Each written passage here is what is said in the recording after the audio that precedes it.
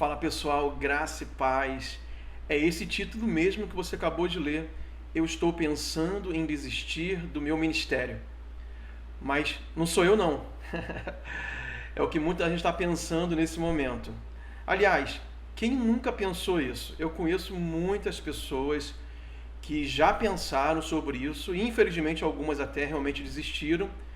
Outras conseguiram vencer e algumas delas estão pensando sobre isso nesse exato momento. Então, o que fazer? Eu quero dizer que eu também já tive esse tipo de luta. Uma vez eu li uma frase do Rick Warren, aquele autor do livro Uma Vida com Propósitos, um dos pastores mais importantes e relevantes do mundo, e ele foi perguntado certa vez se ele já tinha pensado em desistir do seu ministério. E a resposta dele foi que todos os dias ele pensava nisso. Ele nunca desistiu, portanto é um pastor tão importante, tão usado por Deus, mas trazendo para o contexto das células, que é a nossa linguagem principal, na Paz Church, e a maioria dos meus amigos pastores também estão numa igreja em células.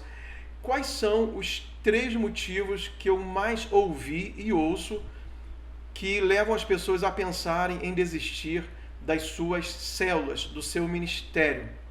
O primeiro é, diante dos problemas comuns, eu estou dizendo que os problemas são comuns na liderança de uma célula, esse líder acha que não é capaz. Segundo motivo, os membros da célula sumiram e só ficaram você e o anfitrião. Em terceiro lugar, você começa a pensar que os seus líderes cobram muito, exigem muito de você. Deixa eu responder sobre a primeira razão que é muito comum do líder não se achar capaz. Eu também já passei por isso quando eu comecei a liderar a primeira célula. Eu tive êxito, foi bom, eu multipliquei até rápido, eu achei, liderar célula é muito fácil. Eu vou multiplicar sempre no prazo certo e não vou ter problema nenhum. Foi um grande engano, porque logo na segunda célula que eu estava liderando, eu passei vários meses, eu acho que mais de um ano, para conseguir multiplicar minha célula, e diante desses problemas eu achava que eu não era capaz de ser um líder, que eu não tinha nascido para isso, então era um desejo de querer fugir do desafio, falando que eu não fui chamado para isso e que eu poderia fazer qualquer outra coisa. Então, se você pensa isso, eu quero dizer que eu também já passei por essa situação e eu descobri que não é minha capacidade, não é minha força, não é minha habilidade, mas aquilo que Deus colocou na minha mão para fazer, certamente Ele vai me capacitar, Ele vai me dar habilidades sobrenaturais para eu poder romper e crescer e ser produtivo e frutífero. Não desista da sua célula. Se você se acha incapaz, peça ajuda da sua liderança e também se apegue em Deus para que você possa ter essa capacitação sobrenatural, e os seus líderes com certeza também podem te ajudar. O segundo motivo que nós falamos, os seus membros sumiram e ficou você e o anfitrião, só vocês dois na célula. Isso também eu já enfrentei, em situações em que estava só eu e pior, às vezes eu era o líder e o anfitrião. E teve reuniões que não vinha ninguém, ou vinha só um membro, 2 membros, enfim. Sabe qual é o segredo? Perseverar.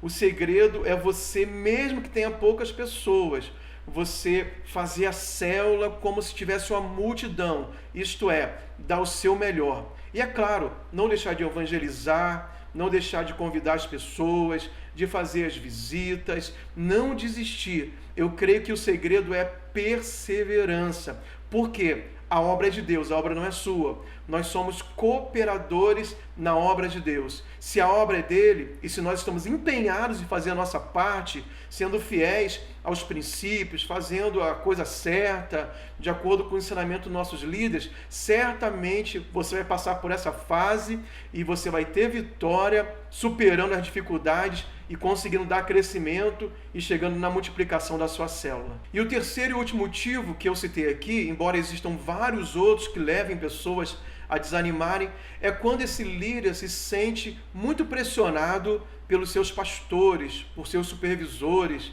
que estão ali sobre a sua célula. Às vezes esse sentimento não é real. Existe uma pressão? Sim, existe. Existe uma cobrança? Existe, por quê? Se eu sou um líder, eu tenho que prestar conta daquilo que está em minhas mãos.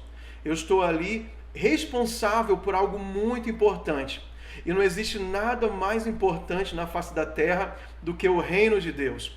Se você tem responsabilidades e é cobrado por elas, por exemplo, no seu trabalho, nos seus estudos, na sua família, por que nós não podemos ser cobrados também em fazer a coisa certa, em ter um bom desempenho, em sermos diligentes nas coisas de Deus, que são coisas eternas, são as coisas mais importantes do mundo.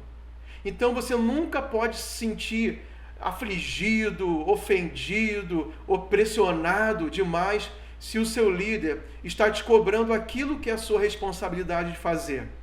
Porque você tem em suas mãos, como eu já disse, aquilo que é mais precioso na face da terra. O próprio Deus confiou vidas debaixo da sua responsabilidade, do seu pastoreio, mesmo você sendo apenas um discipulador ou um líder de célula, mas você cuida do bem mais precioso que existe em toda a terra, as pessoas pelas quais Jesus morreu para salvar. Então, se sinta, na verdade, alegre por você ter essa responsabilidade e você poder fazer parte do reino de Deus.